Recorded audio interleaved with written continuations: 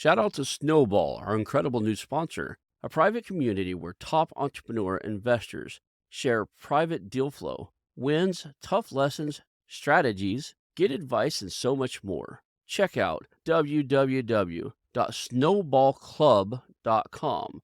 Let's grow together with Snowball.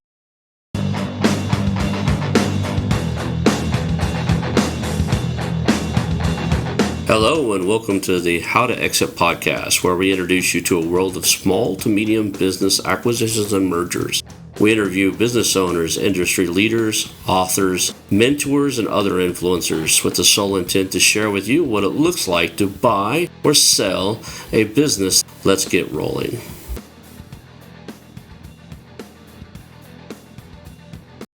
And now a moment for our sponsors.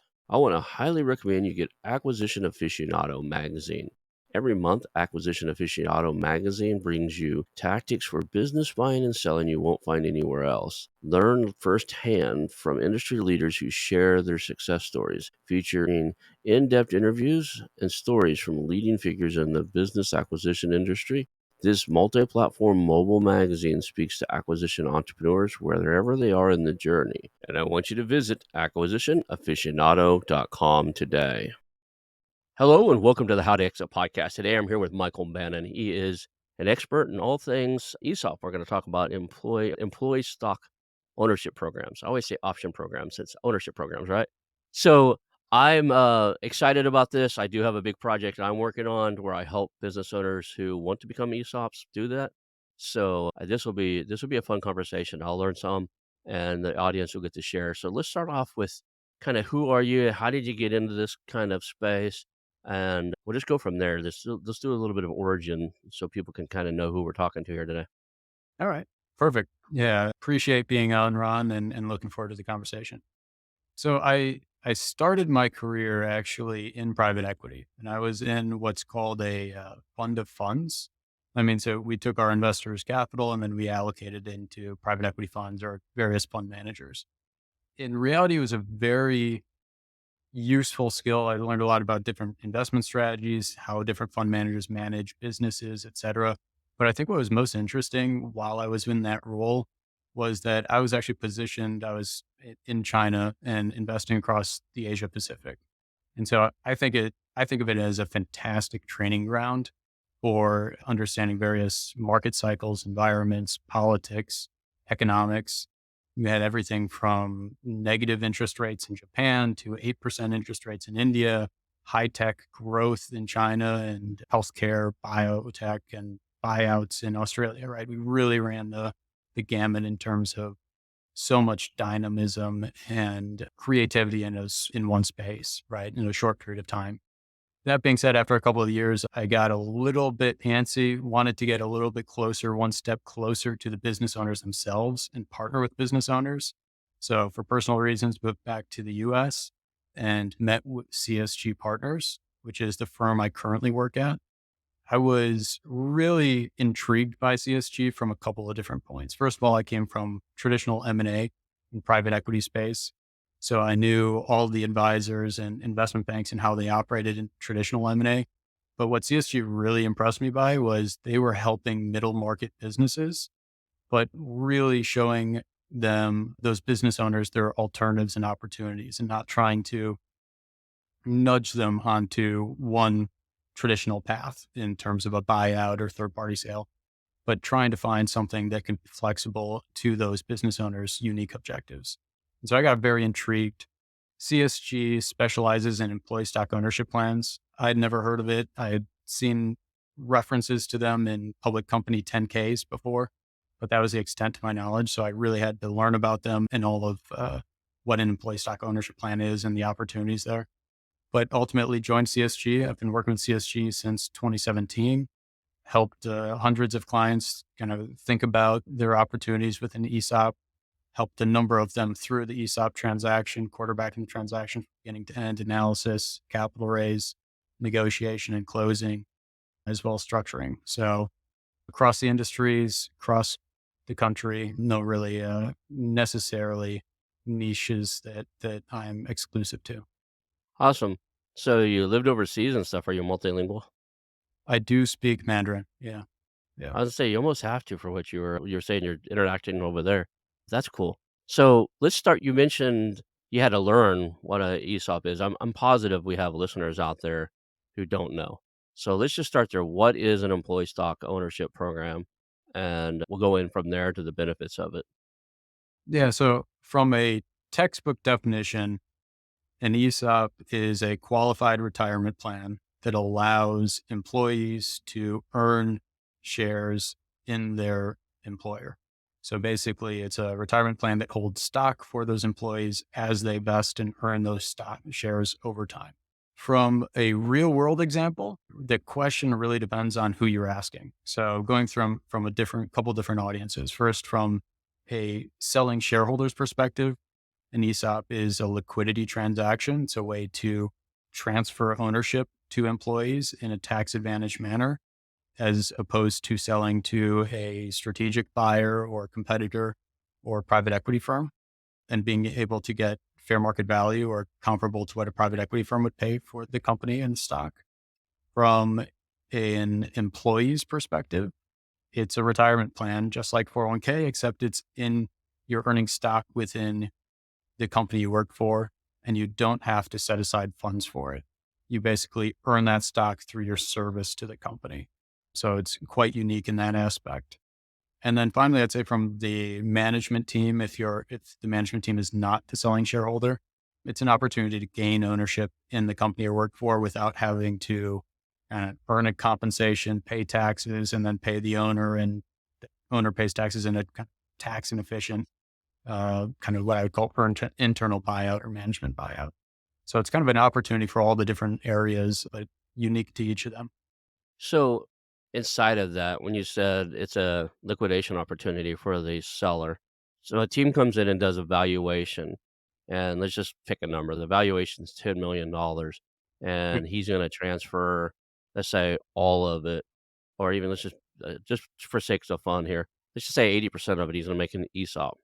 So at some point he gets $8 million. How does that structure? Is there a bank loan that pays him off, or does he walk away in his retirement with 8 million on the day of close, or is it paid over time like a seller installment, or how does he receive his funds, the seller? Yeah. So I think first and foremost, it's just important to note that the employees are not coming out of pocket to pay for the shares, right? Lots of Right. times you see an ESOP announced and someone will comment online and say, hey, you just saddled the employees with $8 million that they have to pay, right? That's not how it works. How it really works is that it's company funded. So the selling shareholder in this example is selling 80% of the company for $8 million. There's two ways that could be funded. One is through a traditional kind of commercial bank loan or mezzanine loan, right? That the company takes on, lends to the ESOP, and then the ESOP pays the selling shareholder. So let's assume we're able to raise $5 million from a traditional lender. That means the company takes $5 million of financing, lends that to the ESOP. ESOP pays $5 million in cash to the selling shareholder. The other $3 million would be paid over time in the form of what's called a seller note. And it's a contractual obligation of the company to pay the shareholder back over a set period of time, over set terms with interest, just like any other sort of installment basis note.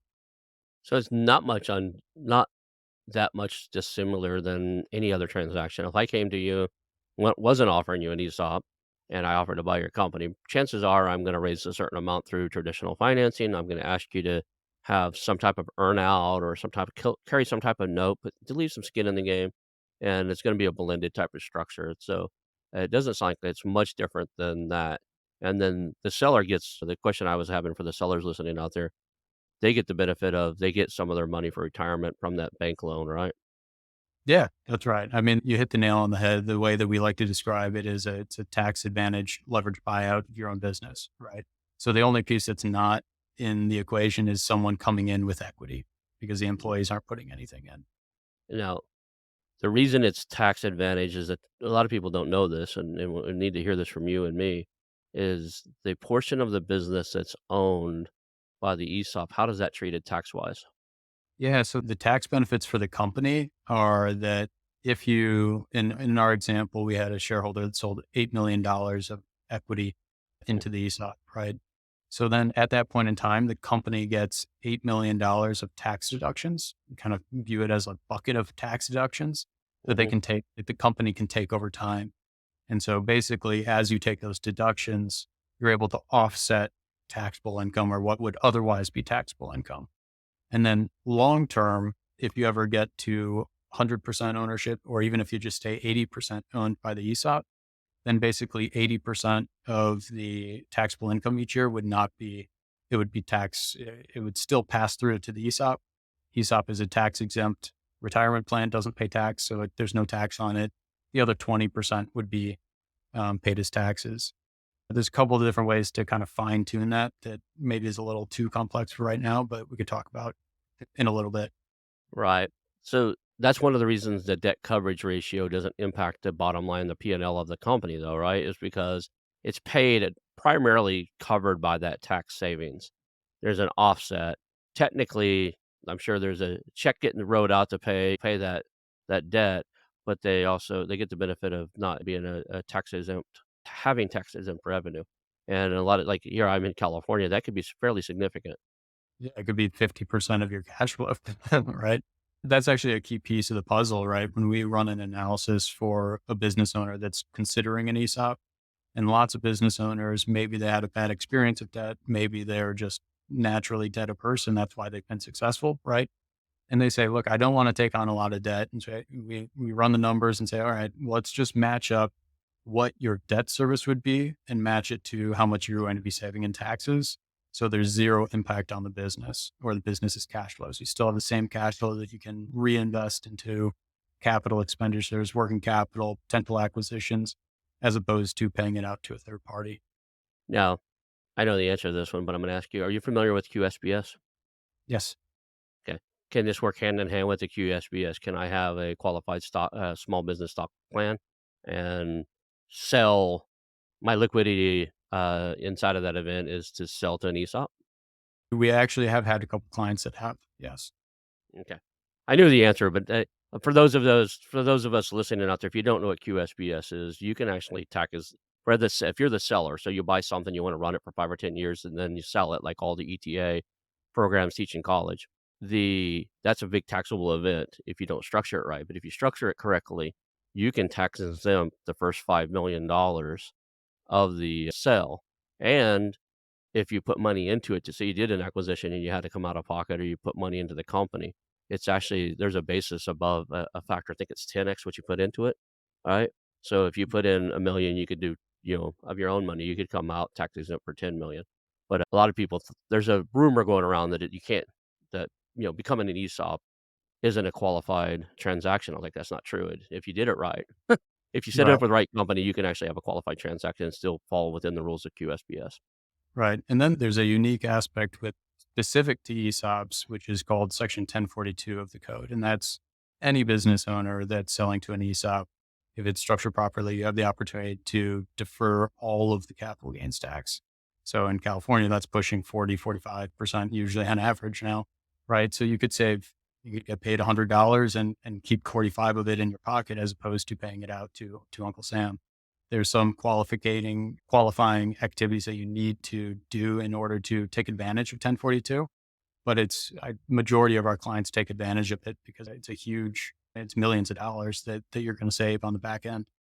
Is that like there's a 1031 exchange inside of real estate allows you have so many days to put it back into another qualified entity? Is that the same as is it a swap type of thing where you gotta put it back into a qualified vehicle? Yes. So it's a like kind exchange. This one, unlike 1031 is specific to real estate, 1042 is specific to selling a stock to an ESOP. How it works is the rules are much more lax than 1031 exchanges. There's no qualified intermediary. Instead of whatever is 45 or 90 days, you have to reinvest. You have 12 months to reinvest. And then you can actually use leverage. And so, for example, we have a lot of clients that'll buy, floating rate notes that can be leveraged by margin or by real estate, right? And so you get $100, might put $25 into the qualified replacement property to qualify your 1042. The other $75 you keep in your pocket and are completely tax free. So, A lot of times I ask questions I kinda know the answer to, but I know the audience don't, so, I go Yeah. ahead and ask them. So, that said, let's talk about what are the advantages for the business owner and the community around the business to keep it employee owned and keep it to do what you guys are doing? Yeah, I think there's multiple levels to that. I think let's start with the business owner themselves, right? And I've never started a business, but I've interacted obviously very closely with a lot of entrepreneurs, a lot of founders. And it's cliche to say, but they do, most of them view their business as their baby, right? And that means they've raised it from square one. They've cultivated a team within the business and they've tried to prepare it for whatever the future may bring, right? And so part of the benefit of the ESOP is that you've been spending 15, 20, sometimes 40, 45 years building up the team within your company.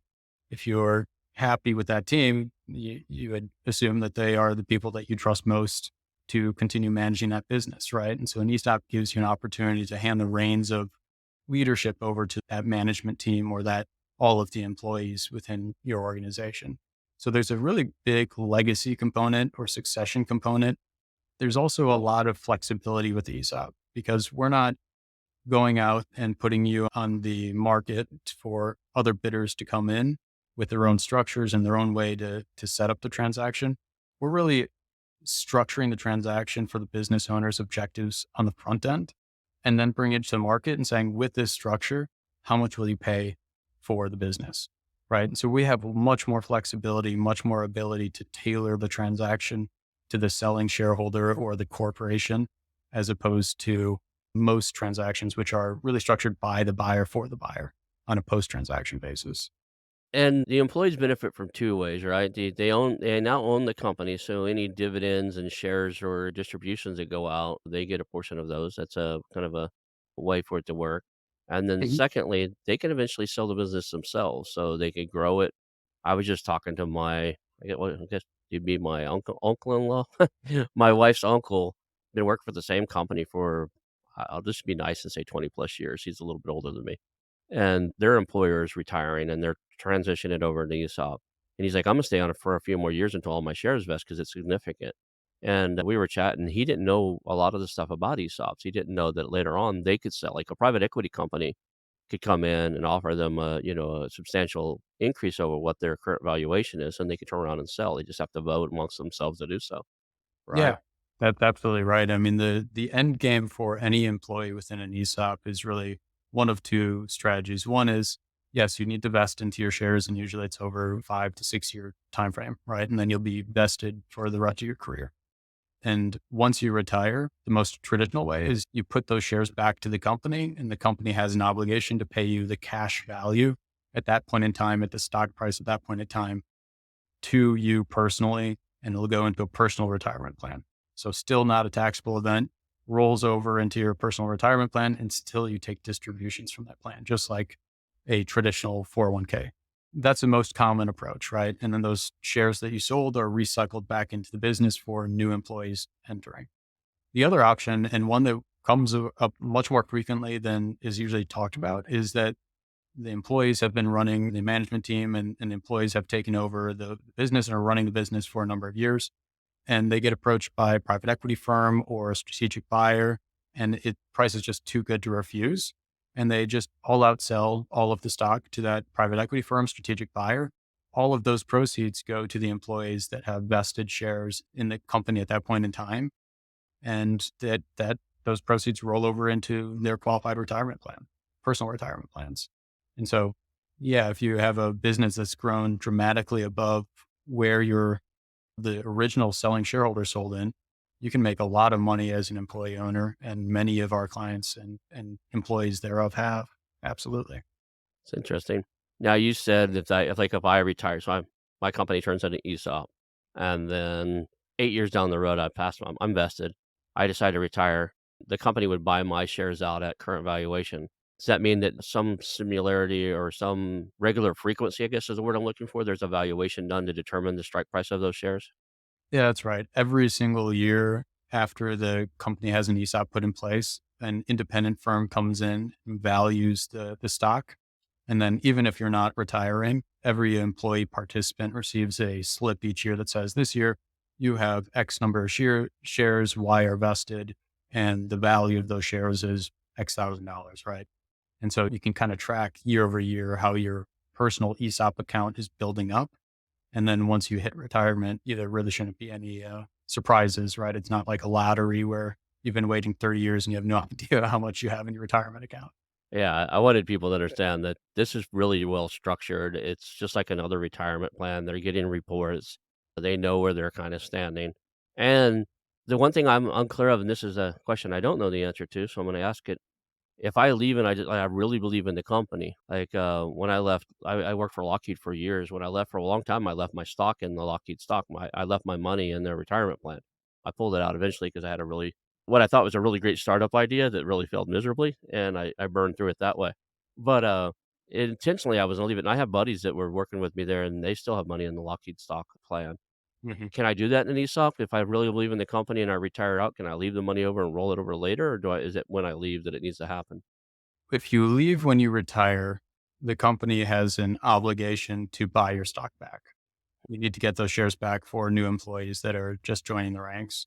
If you leave and let's say you're 35 or 40 years old and you leave the business, it's possible, but it's not up to you. The company decides whether or not they want you to continue to hold the shares in your company or if they want to buy it back. Most businesses say, we really liked what Ron did, but we want to make sure that that stock is going to one of the current employees that's working for our business. So most commonly when you leave, the company will buy it back, but there's a chance that they may not. Okay. I was curious. I mean, because if I'm gonna retire in 5 and I'm pretty sure it's gonna sell in 10, and pretty good chance I should probably set on it, right? Like, Well, there's a lot of honestly, we have a lot of clients that have employees that were many have put in their retirement notice for the following year, find out that you're going into an ESOP and say, yeah, I could put 5 more years in. Right. right. That's it's a worthwhile investment of their time. It's where I'm pretty sure that's where my wife's uncle was. I guess my uncle-in-law, I think that's what you call Mhm. that. Yeah, I think he was pretty close, right? Like, he's gonna retire, and then they did this, and thinking, "I'm gonna hang around for 5 years and be part of this." Because, like I said, I wanna say he's been working there for at least 20, 25 years, maybe longer. They make some really cool stuff. They make the big stainless steel conveyor, like, systems that do custom packaging for stuff. So and, like, most recently, I for Christmas, he, gave my kids this giant case of, like, Tootsie Rolls, but they made the device that put the Tootsie Rolls or not Tootsie Rolls, the lollipops that have the Tootsie Roll in the middle, whatever they call it. I'm trying to think of the name of it, but Tootsie Yeah. Pop or whatever. But he had this, like, huge case of them, and I was like, "What do you do?" Like, "Oh, yeah, we made the thing that put them in the box and organized them and laid them in there all perfectly and, closes the box."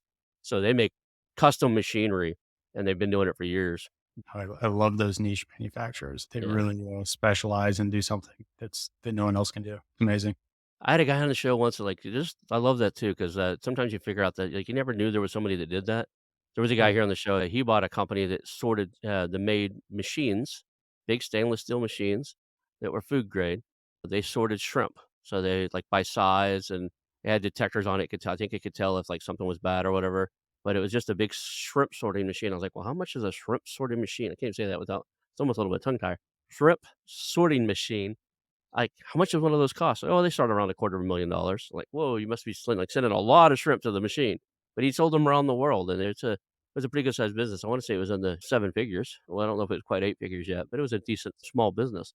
And he'd bought that, and now he travels around the world and goes to trade shows where they're like, people buy machines to sort shrimp. So, yeah, I love that. There's another guy I had on here who did, they do precast metal. So they make the casting, like, to pour molten steel into, and I asked him what's the craziest thing they ever made, and they made grown-up size rocking horses like you see in the playgrounds where like, little steel Yeah. rocking horse that you get on, it's got the giant spring on it. Somebody in New York wanted 3 unicorn, but big enough that you or I and probably you, I'm a little bit big, but, like, grown adults could get on, so they could put these things in New York, and they made them. They made the big molds for it and poured the casting and steel, and now there's these giant rocking horses somewhere in New York that you can get on that these guys made. I But yeah, love the businesses. I mean, it's I when lots of people in that case, it's not necessarily true, but in the shrimp sorting case, it's one of those businesses that you never would have thought of out of I'm not a very creative guy, right?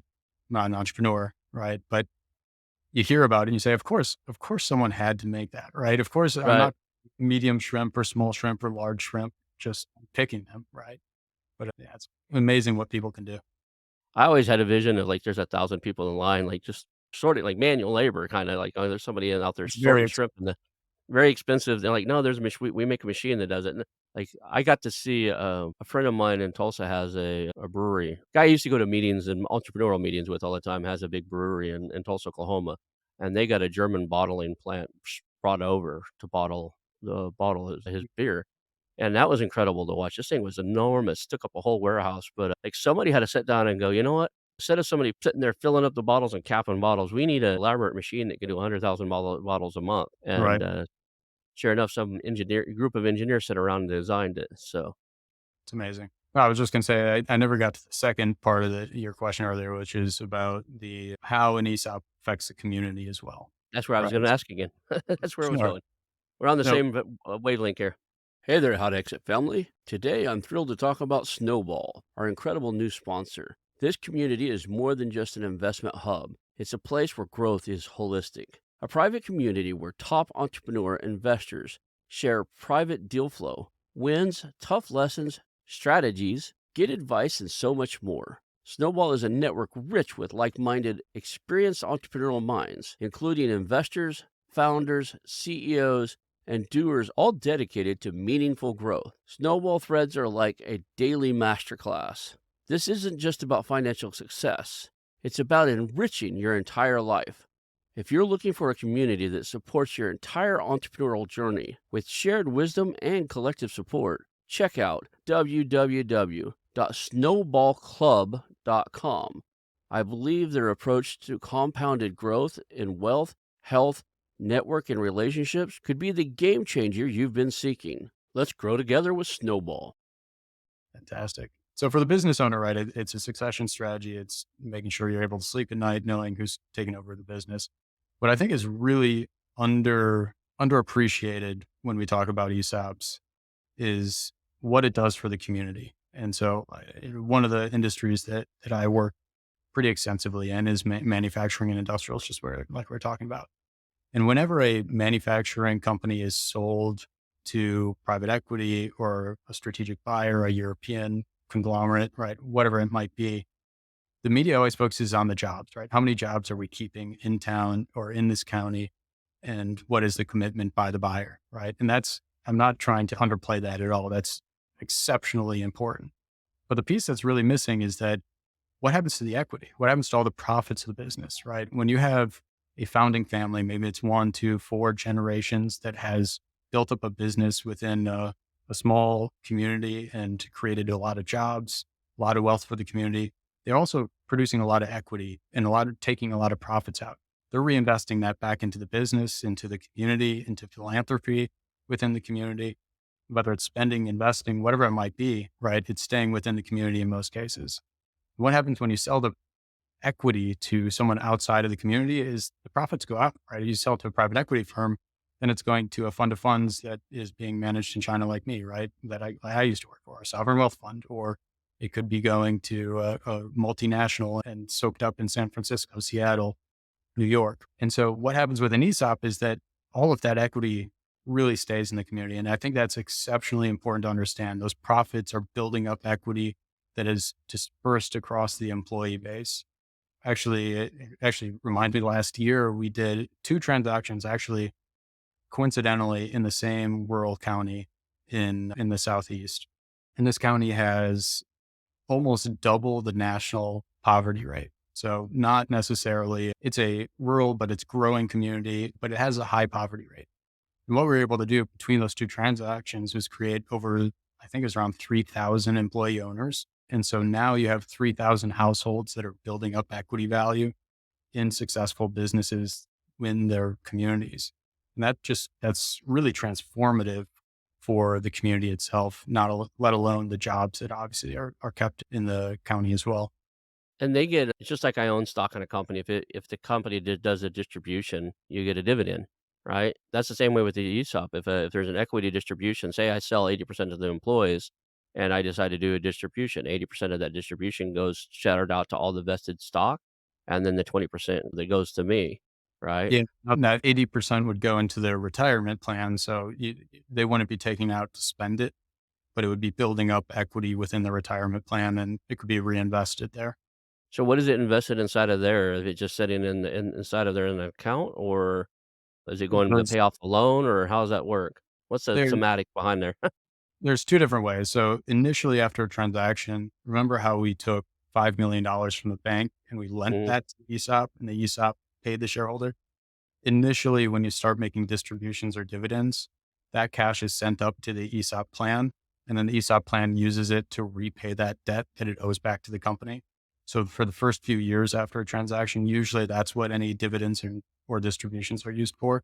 But then after that debt is repaid, it goes up into a retirement plan, and then each employee's ESOP account then has a stock account and a cash account. Cash account could be invested into money market, could be invested into kind of traditional 401k type investments.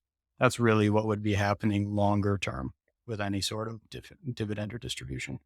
And when they were at USCSG, do you guys, like, give them a selection of the 401k? I mean, the type of investment stocks and index funds and stuff they can pick from, or is somebody else managing that? Usually there's an intermediary in there. Like if I go to work for back to Lockheed or something, I have a choice of certain investments inside of my 401k. One of them is Lockheed stock, but the rest of them are just something the fund manager they hired to oversee it. So is that fund manager you guys, and then there's a set of portfolio that you allow that to, like, here's your choices? Yeah. So CSG's role in the transaction is really much more on the front end. So we help business owners that are considering an ESOP versus an alternative transaction. We help set up the structure for them to optimize it for tax or legal purposes. We help raise the capital. We bring in the other parties that, whether it's an attorney to help on the legal front or accountants, and then ultimately negotiate the transaction on behalf of the company and the selling shareholders. Where on the other side of the table, you have an independent trustee that represents the interests of all the employees. So you're not sitting across the table from a band of 100 employees negotiating with you. You have an independent trustee that's selected by those employees. And that trustee is the fiduciary responsible for ensuring that the employee's interests are being taken into account. Our traditional transaction or our role really ends after the transaction's put in place. I still talk with clients that we closed transaction for 4 or 5 years ago on a monthly or weekly basis just to help out here and there. But from that point on, you have a trustee that is continuing to manage the ESOP trust where the dividends are going into, the stock is being allocated within. You have that independent valuation firm that comes in on a year to year basis to value the company's stock and update that valuation. And then you have a third party administrator. So just like a 401k TPA or third party administrator that counts how many allocate contributions have been put into your 401k, this TPA probably specializes in ESOPs, tallies up what everyone's stock allocations are for the year, what the value of those stock allocations are. And then if there was a cash account, they would be helping manage that as well, similar to a 401k TPA that kind of gives you the options of your funds you could invest in. So what's the overhead for this per year? Like, what does it cost to set up an ESOP, and then what's the yearly maintenance to maintain it? So the cost to set up an ESOP is pretty comparable to a third party M&A transaction. Bringing all those different parties I just listed out together is comparable to M&A. The interesting part is some of these tax benefits could actually be taken advantage of on the front end. Most transactions will offset all of the transaction expenses. So you're basically paying for it through tax savings. In some cases, it might be a little bit less, but majority is paid for through tax savings. So it really pays for itself. And then on an ongoing basis, you're going to have the TPA, the trustee, and the valuation firm. And it the largest variable is the number of employees, right? If you have a lower number of employees, there's less accounts to manage. I would peg that at it's not a large number, but it is meaningful, probably 30 to 75 grand on an annual basis. So 100 employee company, 200 employee company, we're looking at 30, no, just that 30,000 plus, 30,000 to 70,000, depending on, just like anything else, the quality of people you bring in, right? If I bring in a game lawyer, it's going to be high on the upper end of that. Or if I bring in an A game fund manager or the TPA that you call them, and they got a name for themselves. They've done really well. They're trusted. That might be more. Is that how the pricing ranges? Is it based off of who you bring in? Yeah, it depends on the parties, but I think most importantly, the largest variable is number of employees, right? If you have 25 employees versus 250, there's a whole lot more work on the 250 Right, than right. So the trustee, you mentioned it was that they're chosen by the employees. Is that usually somebody within the company or a third party with certain expertise that you want to be the trustee? it can be someone within the company. We don't recommend it. ESOPs, because of all these tax benefits, because it's a qualified retirement plan, it is heavily regulated by the Department of Labor and by the IRS. And so there are trustees that specialize in ESOPs and acting as trustee of ESOPs. They're completely independent. There's no conflicts of interest. What would happen is the company's attorney would gather probably two or three of these independent trustees for interviews, and then a handful of employees selected by the management team, maybe 4 or 5 employees, would interview each of those trustees and select one. The trustee really has to make sure that the ESOP is in compliance with regulations, with laws. They're taking on fiduciary risk, which is something that your average rank and file employee does not want to take on for an $8 or $10 million transaction in our example. So that's definitely what we would recommend in any sort of transaction. Is it permanent or can this person be replaced if you're not working out, if they're not being responsive, not doing what they're supposed to, can you swap your trustee out? Yeah, the board can swap out the trustee. Okay. So what else should we know about this? I've asked a bunch of questions. I feel like I'm missing a big chunk of this somewhere.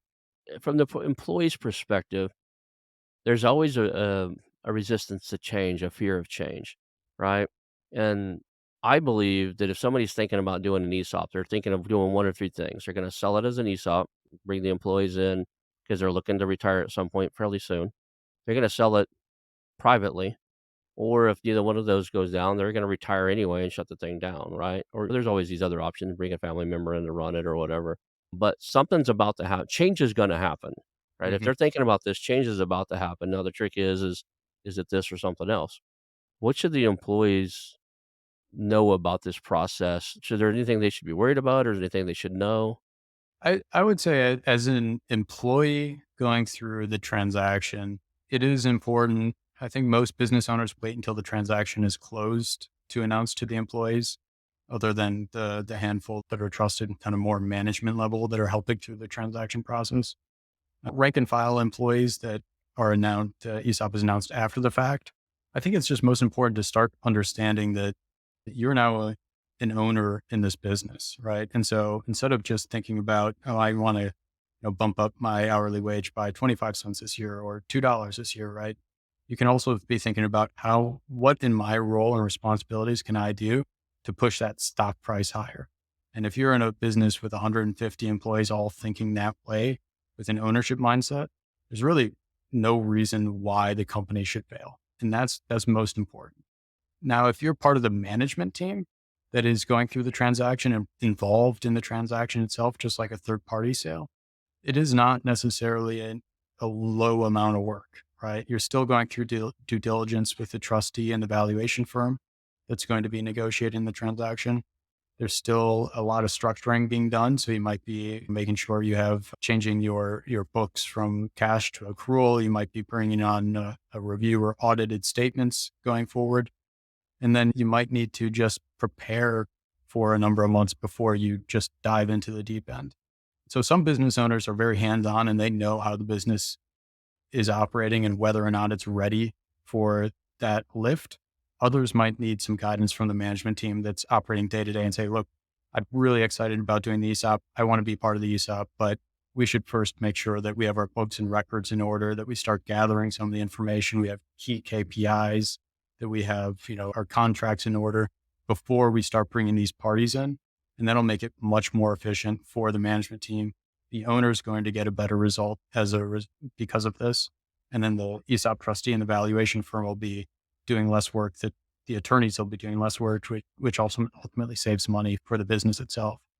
And then post transaction, that management team's role is to get the rest of the rank and file educated and excited, right? If you just say, we have an ESOP, you're an employee owner, and you don't explain how it works, then okay, I'm just going to keep doing my job, right? Right. There's something to be said about training employees to be owners, right? There's a different mindset and ownership mindset than there is, my 9 to 5, I'm going to work to make a paycheck and going home. We were talking about before the show, there's a company I know out there that kinda trains people on this, and they've got a mergers and acquisition timeline and track record of doing it really well.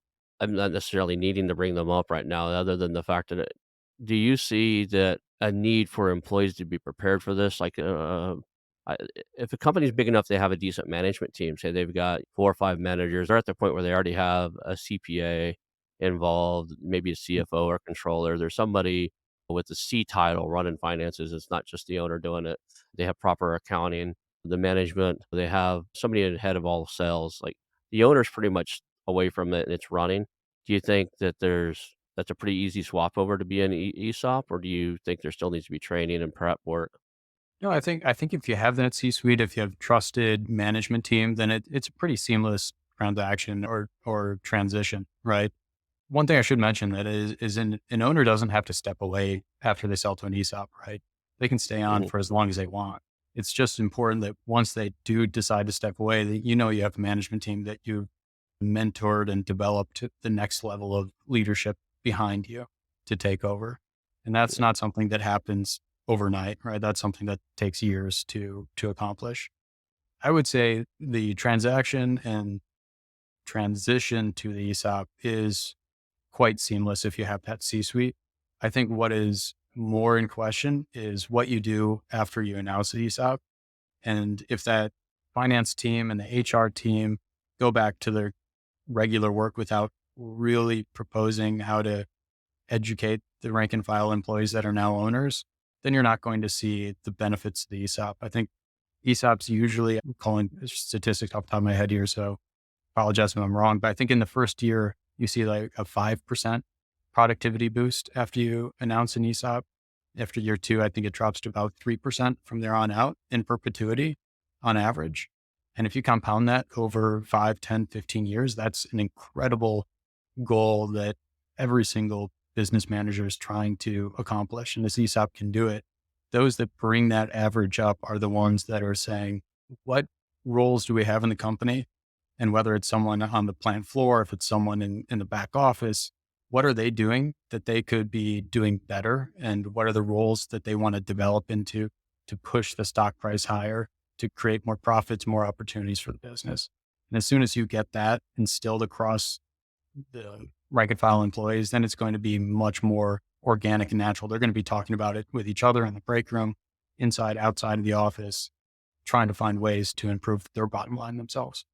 So one of the reasons you and I are on this call today, and it's because I have a project out there where I'm looking for business owners who would love to do this, but for some reason they may not have the time, knowledge, or patience to get it done. Maybe they have to sell the business because of some life event, a divorce or medical issue, or family members got a medical issue, and they're needing to exit sooner than the 2 to 3 years it takes to make that C-suite ready to run it. I'm willing to put together the team, work with you guys, of course, CSG, and I actually have a company that we were talking about earlier before the show that they've done 60 M&A transactions themselves. They train people to be employee owners. They have read the or understand how to read the financials, how to understand how their individual job impacts those financials, and how to teach each employee how to increase the share value. So my commitment is find these companies where the owner really wants to do this, but for some reason there's something stopping them, and then contractually commit to I'll buy the company. I say I have a team. Our team will buy the company and groom them and prepare them to be in ESOPs. And within the 3 to 5 years, like I think that's what it's going to take. We'll bring in the education companies to teach them, and we'll commit to turning it into that ESOP over a period of time. We were talking before the show, you've seen people that come in, they're just not ready. You think that's gonna be a viable source out there? I'm kind of vetting my idea with you. You think that I'm gonna be able to find companies that, "Man, they'd love to do this." I know I've interviewed a couple, so, "Man, if I could have, I would have made that sold, that exited." They Uh, said, "Well, if I had more time, I would have made it an ESOP." And I was like, "Let's fix that." yeah, no, I think that's a fantastic project. I talk with prospective business owners all the time, and many want the employee ownership. They want to take care of their employees. They want those employees to benefit from the equity that they've benefited from because they've developed the business alongside them side by side for, in many cases, decades. But they just aren't at the level yet to be able to handle a larger or more complex transaction like this. I think it's absolutely a viable strategy. I talk with business owners all the time that are want to do this, and I have to tell them, look, this is what you need to do. You need to do plan A, B, C, D. That's not what CSG focuses on. We help you get ready, but it's more of a short term preparedness, 4 to 6 months to get ready, not 2 or 3 years. And many of them say, okay, I'll think about it, but time is outside of our control, right? And I both And know they're gonna that. get told that and most of those guys, a lot of the things from what I'm getting from you, a lot of the things they have to do to get ready to be an ESOP, they'd have to really honestly do to be ready to be sold at full value. A lot of the due diligence you should be able to pass due diligence, to have clean financials, to be done a certain way, to have contracts nailed down, to everything they would need to be able to walk in and go, "Here's we're ready," and, oh, and you look at it and go, "Yeah, you are." They would have to do that on most exits anyway, especially to, like, private equity and some other stuff, and if they don't, they're gonna get dinged. The value is gonna get dinged because that private equity has to do the work you haven't done.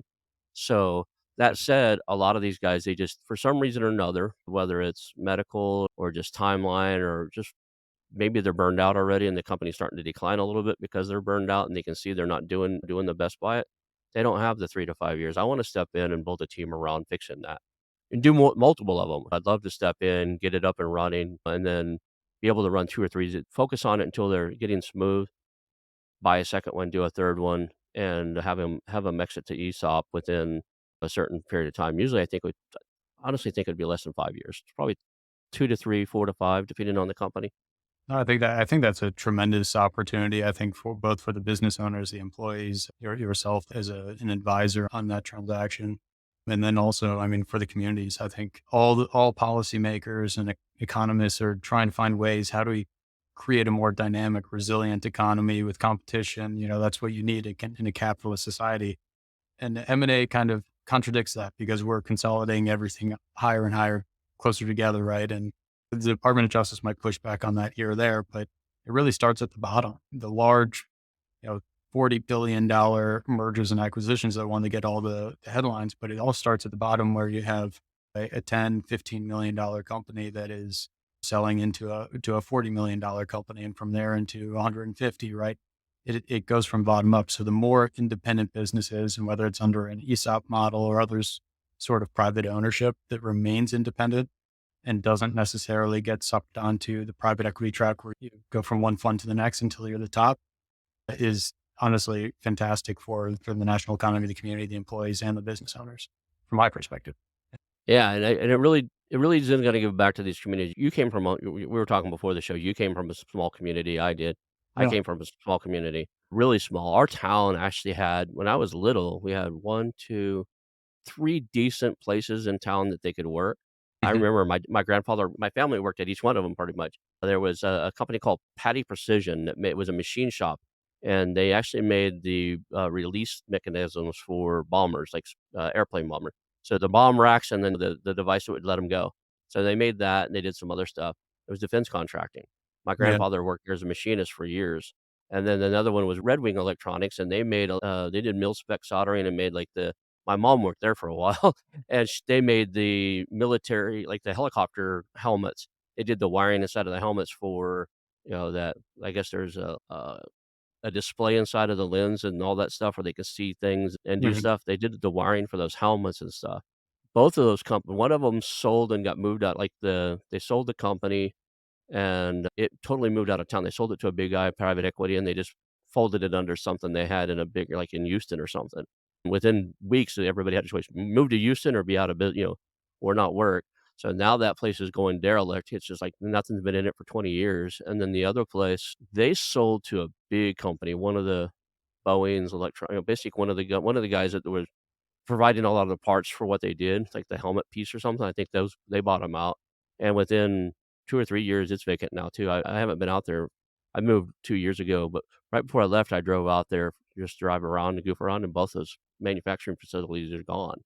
The next town over is about 15, 20 miles, right?